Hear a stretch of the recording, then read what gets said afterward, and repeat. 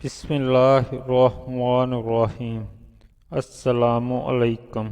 روزانہ واقعات سننے کے لیے اس چینل کو سبسکرائب کریں۔ صحابہ کرام رضی اللہ تعالی عنہ کے دور کا واقعہ ہے کہ انہوں نے ایک مرتبہ شہر دستر کو فتح کیا۔ جب فاتحہ مکمل ہوئے اور انہوں نے شہر کا دورہ کرنا شروع کیا تو ایک عجیب و غریب تابوت کے پاس پہنچے جس کے اندر ایک میت رکھی ہوئی تھی اور ساتھ ہی ایک رسالہ رکھا ہوا تھا۔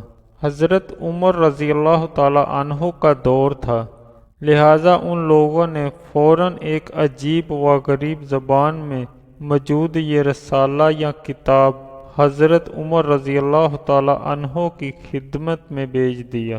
جب یہ رسالہ حضرت عمر فاروق رضی اللہ تعالی عنہ کے پاس پہنچا تو انہوں نے ایک صحابی کو بلوایا جو عبرانی زبان میں بڑی مہارت رکھتے تھے اور پرانے صحیفوں کا ترجمہ کرنے اور پرانے صحیفوں کو پڑھنے میں بڑی مہارت رکھتے تھے۔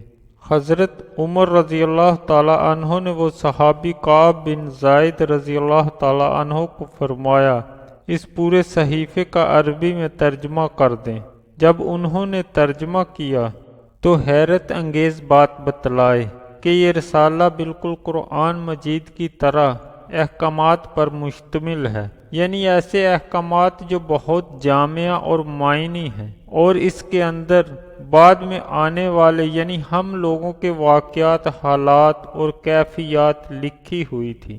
راوی کہتے ہیں کہ جو تابوت ہم میں دستر شہر سے ڈھونڈا تھا وہ بڑا ہی معتبر تھا، لوگ اس کو چوم لیا کرتے تھے، اس کی بڑی ہی تقدیس کیا کرتے تھے۔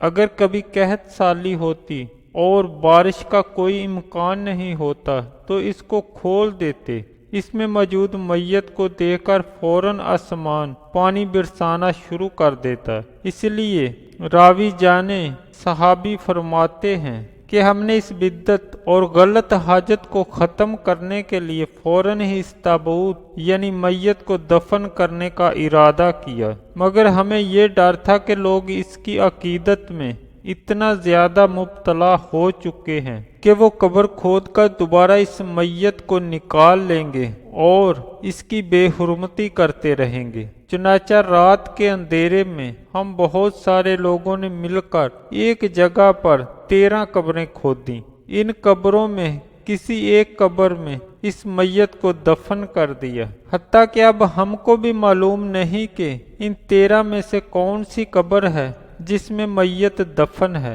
اس راوی صحابی سے کسی نے پوچھا کہ کیا آپ کو معلوم ہے کہ یہ میت یعنی یہ شخص کون تھا، اس کے اعمال کیا تھے اور کیوں اس کو مقدس جانا جاتا تھا؟ انہوں نے کہا کہ یہ حضرت دانیال علیہ السلام کی میت مبارک تھی جو اللہ کے نبی تھے۔ ان کے بارے میں رسول اللہ صلی اللہ علیہ وآلہ وسلم نے یہ ارشاد فرمایا تھا جس کا مفہوم کچھ اس طرح ہے کہ حضرت دانیال علیہ السلام نے جب امت محمدیہ کے لیے اللہ کی رحمتیں اور برکتیں سن لی تو انہوں نے دعا مانگی تھی کہ مجھے بھی امت محمدیہ میں دفن کیا جائے، چنانچہ اللہ تعالیٰ نے اس کا انتظام کیا اور میرے لوگ ان کی تدفین کریں گے۔ حضرت دانیال علیہ السلام کے تابوت کے ساتھ ایک انگوٹھی بھی ملی تھی جس کو مشہور و معروف صحابی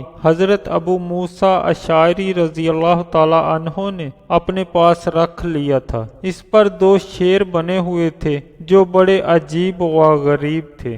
ابن ابی دنیا نے اس شیر والی انگوٹھی کے متعلق بیان فرمایا ہے کہ یہ حضرت دانیال علیہ السلام کی طرف منسوب ہے۔ حضرت ابو موسیٰ اشعری رضی اللہ تعالی عنہ اس بارے میں وضاحت فرمایا کرتے تھے کہ جب حضرت دانیال علیہ السلام پیدا ہوئے تو اس وقت بادشاہ کو کسی نجومی نے کہا تھا کہ آپ کی اس سلطنت میں ایک ایسا بچہ پیدا ہوگا جو آپ کی بادشاہت کو تباہ و برباد کر دے گا۔